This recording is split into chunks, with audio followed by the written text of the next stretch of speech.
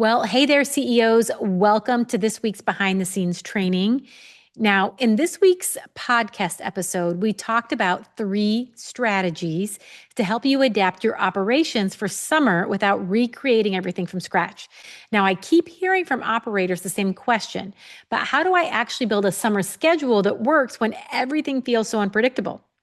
So today, I'm going to walk you through strategy number 2 of this episode, the summer scheduling framework.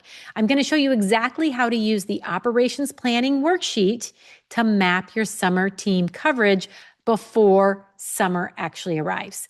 Now, this is happening as we speak at Peak Academy, one of my preschools that I still continue to own and operate. We are about 3 weeks away from summer. So I get exactly what you're going through. We're celebrating 20 years here, and we've been doing this now for probably about 15 years. Now, I want to focus on the operations planning worksheet. That's that special resource that goes along with this week's episode.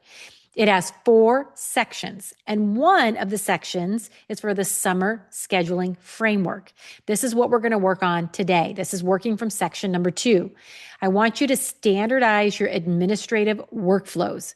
So let me show you what this looks like when you're trying to apply it to summer planning specifically. So the first area is your enrollment process.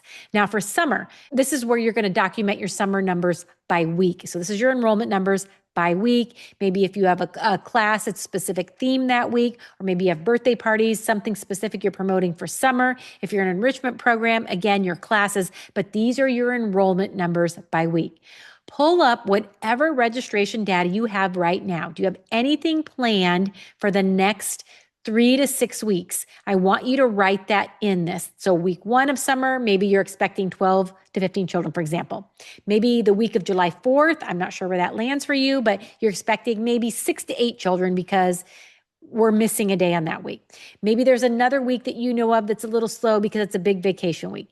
You are building a map. Now, this is not going to be perfect. It's not going to be a perfect forecast. It's a map. And this map is what's going to let you plan proactively. So again, you're going to update this so you can always be looking a couple weeks ahead. Now, the second area on there is your billing procedures. Now, for summer, this is where you're going to confirm that your current billing system is going to handle your summer session billing. Or if not, you need to know exactly what needs to change before you start billing for summer. So example I use for this, at Peak Academy during our regular school year, families are billed for 10 4-week sessions. So they're billed on a monthly billing process, 10 weeks between September and May, 10 monthly billing cycles. Now, those billing cycles are 4 weeks long. I know it gets a little confusing. I don't have time to go into detail here today, but they're basically billed for 4 weeks. What happens during the summer, this summer specifically, between the last day of school and the first day of school, we actually have 11 weeks. Now, normally we have 10, but this summer we have that extra week. You know how the calendar goes. So you can do one of 2 things. 1, it's an extra week to open, or 2, that's a great week to close and get some big work done, maybe painting, new carpets, etc. So we are going to choose to open. So what's going to happen? Our billing is going to stay mostly the same. Our parents are going to get billed once in June and once in July. June will be for July and July will be for August, just like they do during the school year. The difference is that it's for 2 5-week sessions instead of 4-week sessions. So we have to communicate that ahead of time to let families know, yes, your tuition is going to look a little more, but it's because it's actually for 5 weeks instead of 4. Now, the third area is your team onboarding. So for summer, this is going to become your coverage documentation. Who are your flexible team members? What's your call-in procedure when a team member has a summer conflict? What are things that are happening in the summer with your team that you can put on paper so it's not just in your head? This way, when it happens, no one is scrambling. Now, the fourth area is your communication protocols. Now, we're going to use this section in strategy 3 for your summer parent information guide and your team summer playbook. So be sure to listen to the episode to find more details there. And this is the category to come back and return to. Now, here at Peak Academy, again, one of the things that we do every spring is we block out one afternoon to map out our summer enrollment expectations week by week. But I will tell you, it takes very little time now. The first time that I did this about 15 years ago, it took me about an hour, hour and a half. And what it gave me was a team calendar that I could build proactively instead of reactively. Now, year after year after year, it's basically the same process. Not much has changed. So it really takes very little time to implement each year.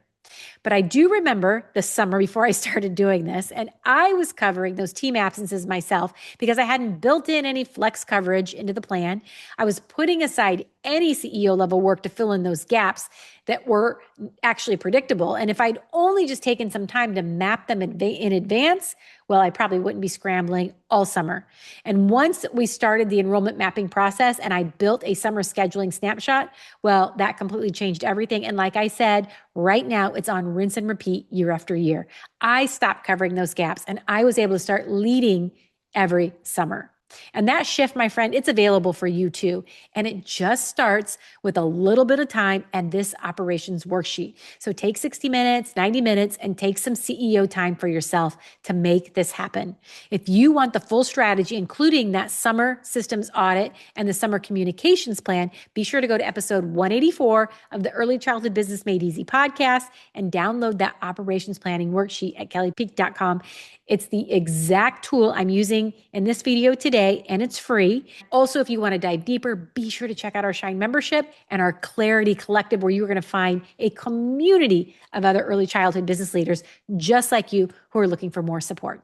Take care, my friend, and have a great week.